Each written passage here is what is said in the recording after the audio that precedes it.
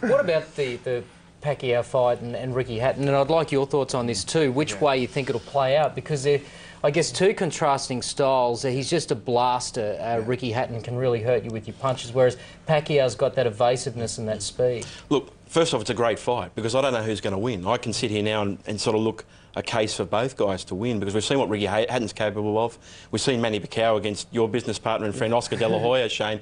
He was fantastic, and Manny Pacquiao is considered pound for pound #1 today. So, look, it's a great fight. I think Ricky Hatton's pressure. I was talking to Costa Zoo recently, and obviously we saw Ricky Hatton step up against Costa a couple of years ago, and that's where Ricky got a big chance. And Costa feels that the pressure of Ricky Hatton is going to really make it hard for Manny Pacquiao. But having said that, Pacquiao is a great fighter. Look what Oscar De La Hoya, one of the all-time great fighters, like Shane Mosley, and Manny Pacquiao just moved up in weight and beat him. So that's what makes it such a sensational fight, because we don't really know who's going to win. There's another aspect to that fight which a lot of people may not realise. Ricky Hatton basically carries the hopes of all of England. Manny Pacquiao does carry the hopes of all of the Philippines, millions and millions of people. This is a fight of two parts of the world. The support that they do get. Have you seen this sort of support before in boxing?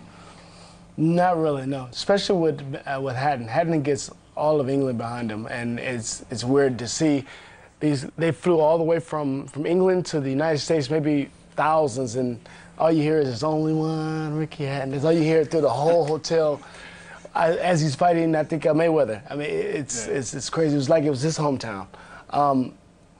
And with Manny Pacquiao, the same thing. You know, when he fights, all the Filipinos come out. So it's gonna be a real big fight. And I think, like he says, I don't know who's gonna win that fight. I mean, Hatton is very strong, and he's gonna come in very big. And you know, Pacquiao is a real good southpaw and mover, but. There's a couple of great characters too, isn't it? Remember Ricky Hatton last time walked into the ring wearing a fat suit and whatnot. There's a couple of great characters, aren't they? Look, that's why they have got great fan bases, because not only are they great fighters, they've got great characters about them. And Ricky Hatton is a man of the people, and over in the Philippines, Manny Pacquiao is treated like a god over there because he's been such a great fighter.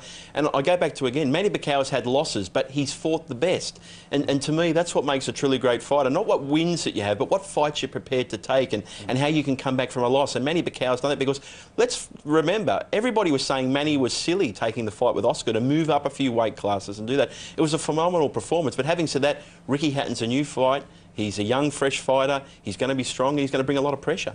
Let's talk about some boxing closer to home. Anthony Mundine. How do you see his path playing out? Of course, we've learned of the news, Danny Green coming back. Mundine says he doesn't want Green. He's got bigger fish to fry. Is he frying the big fish at the moment? Well, after last night's performance, we saw Danny Gill win by first-round knockout. Now, the talk is they're going to fight May 27. They've got a handshake deal. They're going to make the fight somewhere. They're going to find an arena. But to me, that's a great fight for both men, because Danny Gill's undefeated. He's got great... A lot of people underestimate his power. He's got perfect timing.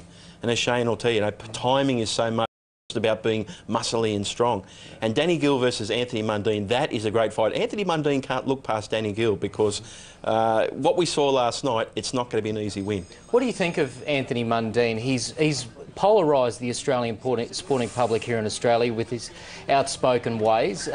Does he back up his mouth in your eyes as a boxer? Well, I mean, I've seen him one time, and I was out here in Australia, and you know, he's a very good, talented boxer. He kind of gives me the Roy Jones feel, you know, and Mayweather, Roy Jones type of feel.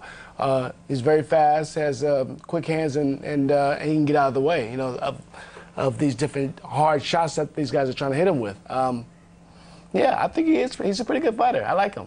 But has he got what it takes to be the world champion and the dominant force that he thinks he can be? I haven't yet seen him test it with any of the big guys on the big stage, so to know if he can take that proper punch or not. But I know that he has the ability, the hand speed. I think he has a little bit of power to do it. Whether he can get in there and mix it up with these different guys, take it on the chin or get hit with I don't know yet. We are looking at another era of boxing here in Australia. You obviously know the exploits of the likes of Costas and Jeff Fenech that have gone in the past. This is a modern era of boxers. Do you think you've seen the next generation of Australian boxing in Billy the Kid, and maybe towards you know, the end of his career now, Anthony Mundine, although he isn't yet to step onto that big stage? Have you seen the future in Australian boxing? Well, I mean, with these guys, Billy's a different type of fighter where he's a boxer mover kind of person I see him, and Anthony Mundine definitely has some great talents and stuff. I mean, but I think the guy that right now is leading the Australian boxing is Victor Archinian. Yeah. And he's really putting an impact on the boxing world for Australia. So I would. Yeah, I see a future with these guys. They're all different styles, but I do. And also with now I'm getting sidetracked with I think the lightweight champion, Caceres. Caceres is definitely a major force out there in America. He has to get past a fight now that he has. I'm not sure he's fighting right now, but he has to get past one of those fights. Once he does that, I think he can be back on track because he fights with a lot of heart. Do you think we have seen the future in the likes of Victor Archinian moving into the future? Well, Victor Archinian's obviously, he's 33 years of age, but he's considered top 10 pound for pound today. It's pretty lucky for Australia. We've got Shane Mosley, top 10 pound for pound, Victor Archinian. But look, Vic's got a couple of good years ahead of him, and he's really dominating. He wants to move up in weight and emulate someone like Jeff Fennick and Shane Mosley, win world titles in more weight classes. But young fighters, I look at Billy Dibb. We saw last night Lenny Zappa-Vigna, who had a fantastic win against Gary Sinclair, the former world champion last night. There's another young fighter who had a lot of promise at one stage, Willie Kickett, who got knocked out by Ahmed Alaman. He's looking to come back, promoted by Danny Green. There is tremendous talent out there for Australian boxing, and it's fights like we saw last night, and Shane coming over and giving exposure to boxing, which the media and the people can see. We've got some great talent here in Australia.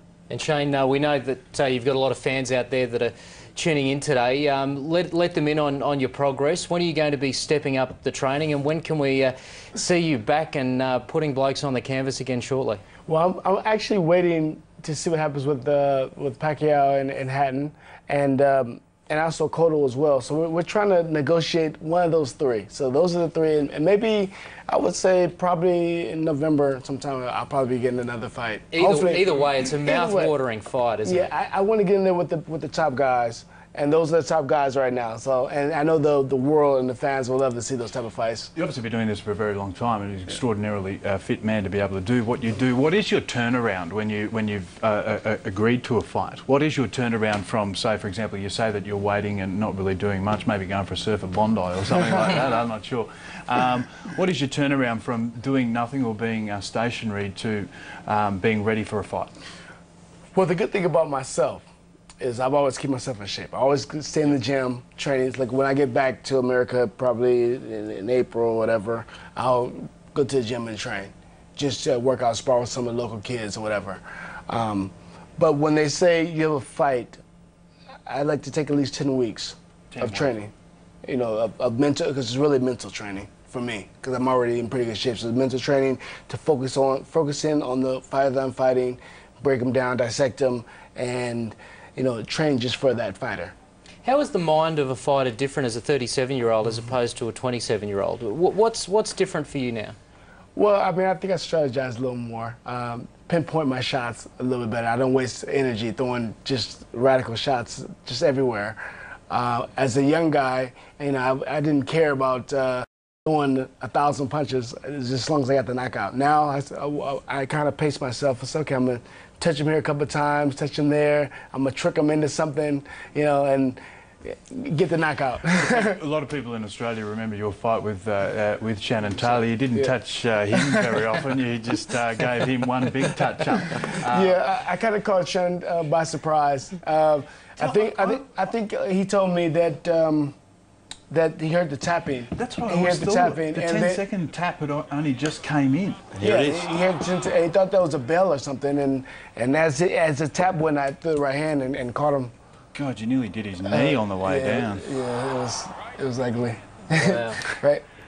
Well, I mean, I think he did well to get back up and continue on, but it was all over them. But you talk about not throwing shots willy-nilly, and this is a prime example of it from that long ago. It's great to watch too, because this was Shannon Taylor in his prime, and we always held Shannon in such high esteem, and to see him so strongly and safely held here is quite awesome to watch, isn't it? But we have to remember that was Shane Mosley when he was absolutely in his prime physically. He was pound for pound #1, still 37 years of age now.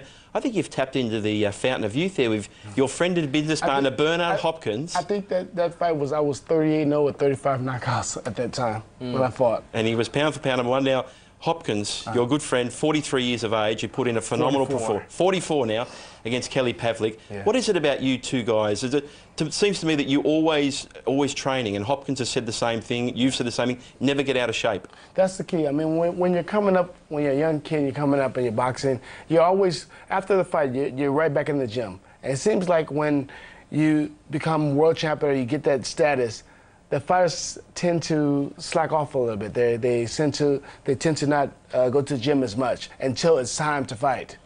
And that's the problem, where they get old quicker. So I think the key is, you know, you fight, but get back in the gym and train. Do what you're supposed to do, you know, as far as your sport is concerned. Did you find yourself a stronger man at 30 plus than you say were when you're a kid?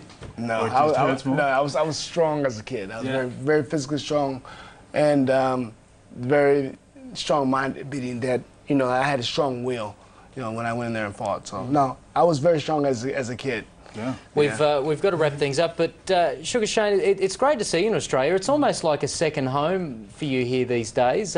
What do you love so much about Australia? You know, the weather's nice. It's kind of like California too to me, but the weather's nice. Like you said, the waves at Bondi Beach, we don't see waves that big. So, but it's so great. The people are great. You know, I'm just having a good time on there. And we can expect you back? Of course. I'll definitely be back. Yeah, well, we love having you back. And Paul Upham, it's always great to have you in the studio. You need to let us in on what's happening at the moment. There's a documentary crew following you around. We've got SBS Television doing a little documentary on me. They think I have a very busy working family life, an interesting life. And hey, what a cool day. I come here at lunchtime and Sugar Shane Mosley, pound for pound #1's here. And the good thing about Shane is that he gives back to the sport. He's been a great fighter in the ring, but he gives back to boxing. And just him being here today helps everybody here in Australia. So that's why we're so appreciative of being here. Well, great to have you in, mate. Look forward to the documentary knocking underbelly off the #1 ratings. In June on SBS. It's great to have you in the studio. There's an open invitation for you over whenever you do come back next time, Shane. Love to have you back. Thank you. Appreciate it. Thanks, Shane. It's been a privilege for us.